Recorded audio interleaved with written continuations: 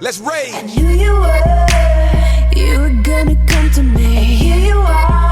But you better choose carefully, 'cause I'm capable of anything, of anything. You said to me there's something about this place.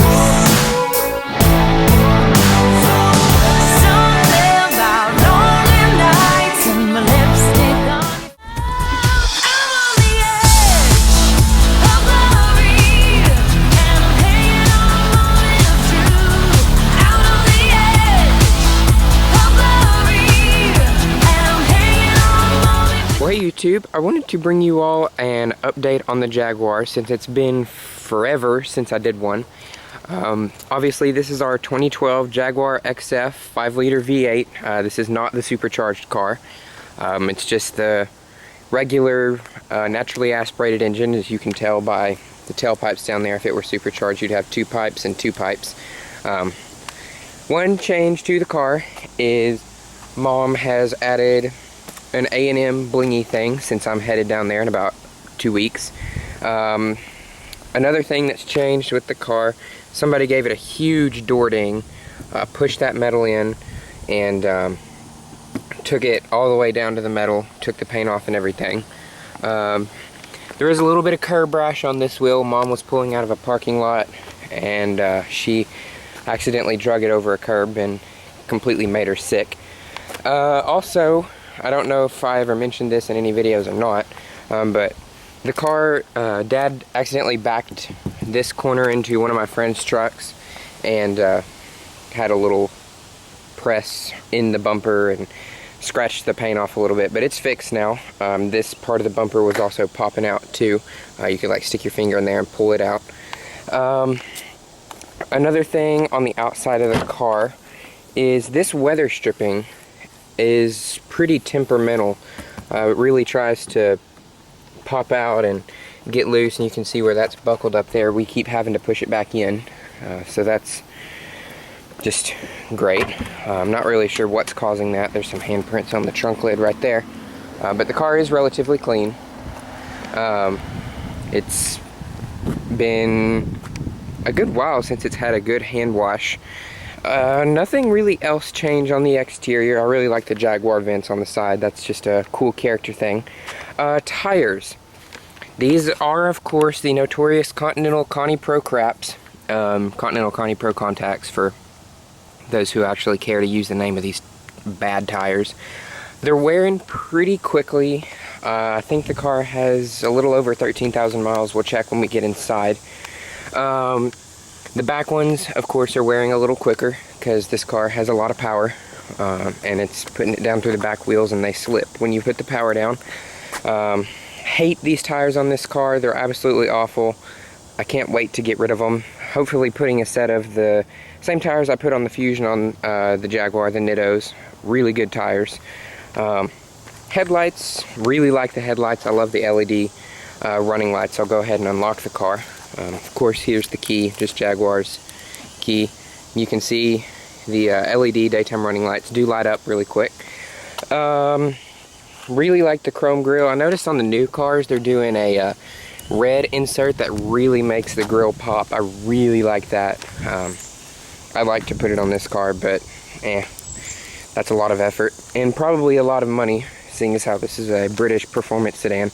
Also, back here they're running this a little bit higher and putting Jaguar right under it, so I really like that a lot.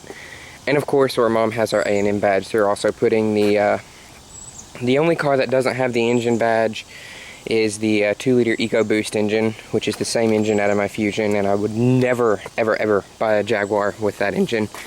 The lowest I would go is the 3-liter supercharged V6, and even then that would be pushing it for me. But we'll go ahead and hop inside, and I'm going to try to keep this pretty short because I also want to take it for a drive and talk about some of that. Of course, the vents rise open and you get your Jaguar leaper on the screen. Turn the air down just a hair. Let's see, how many miles do we have? 14,806, so almost 15,000.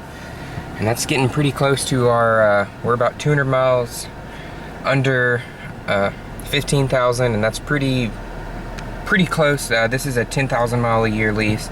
We don't really drive this car a whole lot. We've had it since November of 12, and it's just now got 15,000 miles on it, and my car is about to roll 18, I think, and I've had it since January of 13, if that tells you anything. Really like the gauges in here. The vents have worked fine. This has not given us any more issues. Of course, Mom's got her pink little cords and all that in here. So this is her daily driver. She just drives it around town and it goes to Dallas or it's been to Arkansas once or twice. So not really many road trips in this car. I do need to get a duster after it. The dash, we haven't had any of the warping issues that I've seen some of these do. Keep leather conditioner on it pretty regularly. That's why the dust is sticking to it, actually. I may just need to get my hands over it and wipe all that off. Interior's holding up really well. The seat's wearing pretty well. You can tell this is a thinner leather, but it's not bad. And down here too. The white on the seats is actually staying really clean. We haven't had any problems with that turning colors. The only problem we're having with the interior right now is when we go through a dip, the car creaks a little bit. When the car is articulating, you can just hear it kind of like the door panels will creak, and of course we still have the shake in the steering wheel, which I'm hoping when we get new tires on it, that'll take care of it. But anyways, I'm gonna shut up and get some cameras set up and we'll take it for a drive. Alright guys, so let's go ahead and get started with the driving portion of the update on the Jaguar. We'll go just on kind of my usual little route. Also trying to make sure the GoPro doesn't fall off. But one of the first things you'll notice when you get in the car is how tight everything is. And I mean that in quite a few different ways. The steering is very tight, but at the same time the seats and your driving position is also very tight, which I really like when I'm driving the car hard. Not that I really thrash this thing all that often because it's not my car. But I like how the car just kind of surrounds you. You feel very safe and secure and close with your car. You feel very connected with it. You can feel and you can hear everything going on. The brakes are also fantastic on this car. They're huge front discs. And this isn't even an upgraded braking system at all. This is just how they are.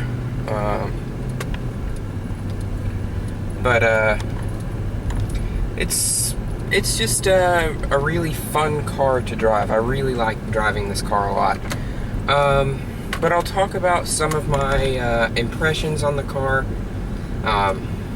what I'd like, what I don't like, and starting off with something I don't like. The front end is super, super low.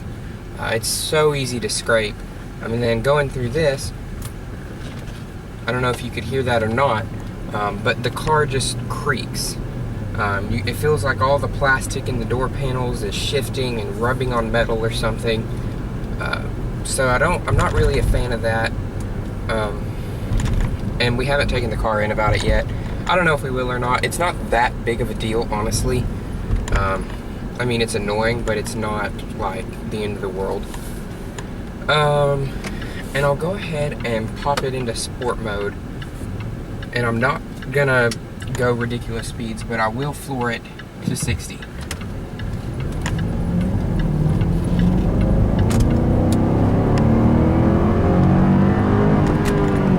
And there's 60 right there. And I caught it when it wouldn't downshift.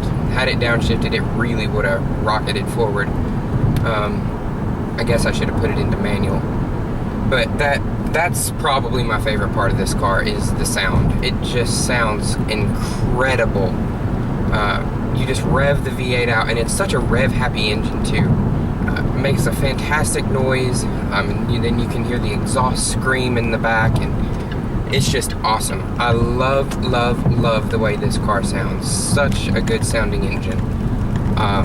And I really hate that they got rid of it too for 2013 when they started using the 3-liter supercharged V6 in place of this. I I would prefer this engine, just because I like that.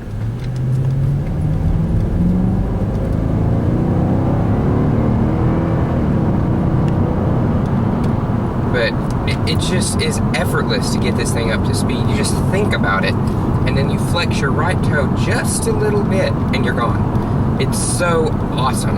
I love driving this car. I love riding in this car. I love this car. This is one of those cars that it evokes so much emotion, and you can feel the passion built into it. There's some cars that you just drive and they feel like an appliance. Ford Fusion.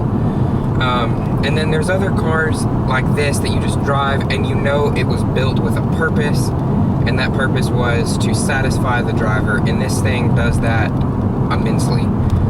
Cornering this car is fantastic as well. The suspension is very nicely sprung. It also stiffens up a little when you put it into dynamic mode.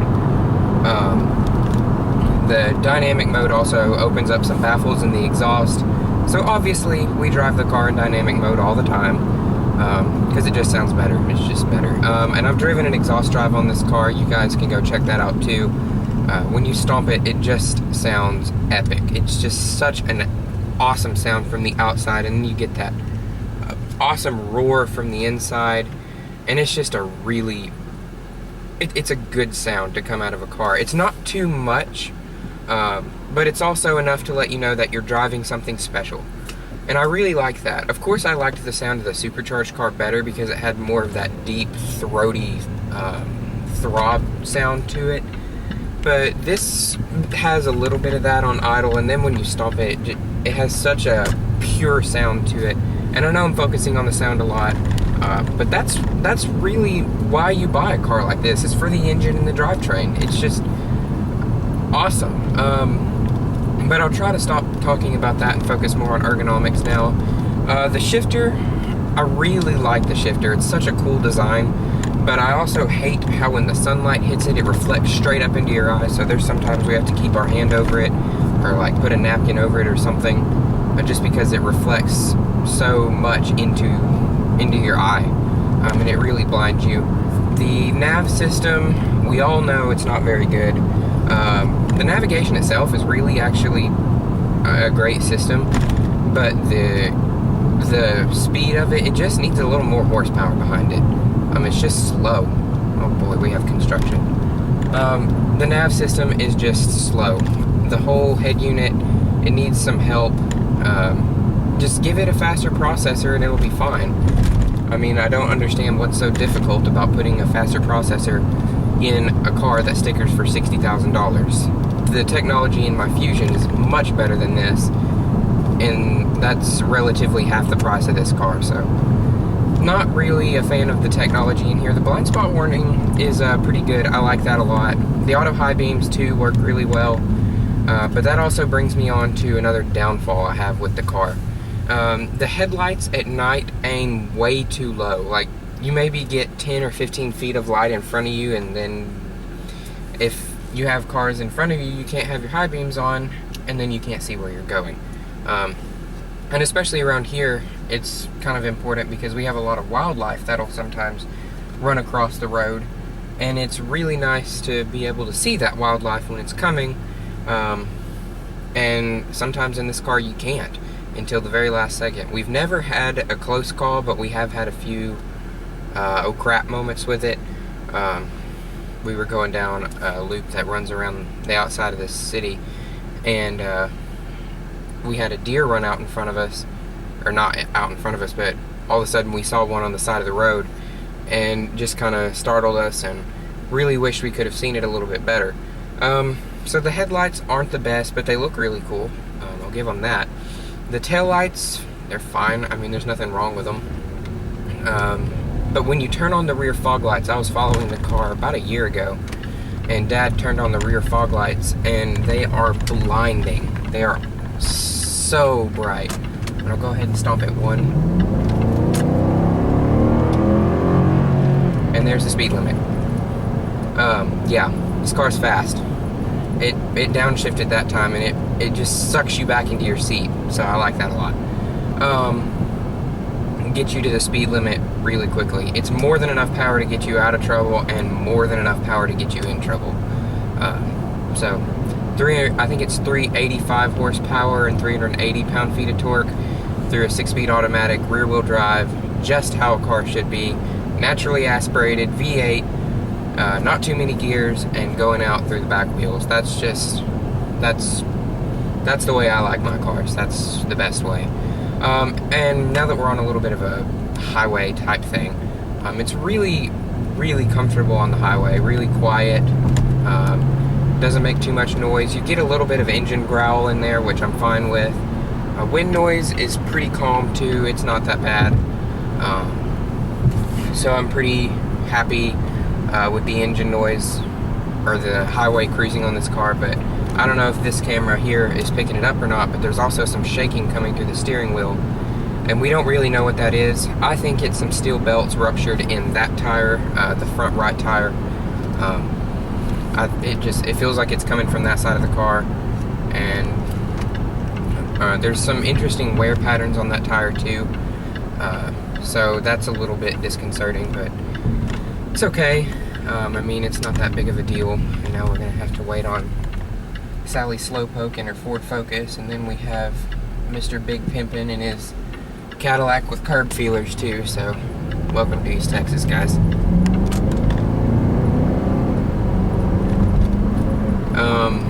So we're kind of stuck right now, except now we have a way out. I'm not gonna go flying past them, but so overall, really good car.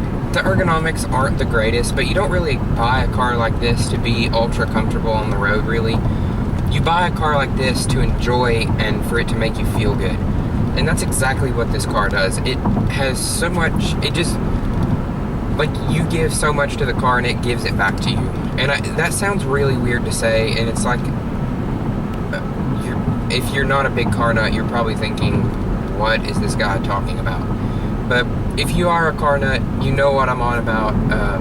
The car just gives you so much response and feedback, and it communicates so well with the driver. So I really, really like that a lot. It's just a really, really good car to drive. Oh yay, now we have Mr. Bass over here. So if you're hearing some rattling, that's what that is. Oh my. Now he's got a flying girl on the front of his chrome grille, so that's just ridiculous.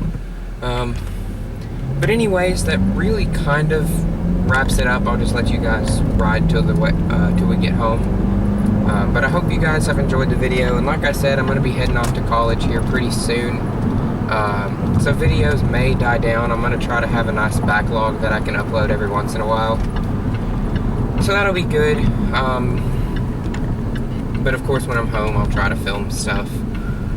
And so I'm not going to completely neglect the channel, but of course my focus will be on school because that's more important. But anyways, I'm trying to think of anything else I need to say. Not really anything I can think of.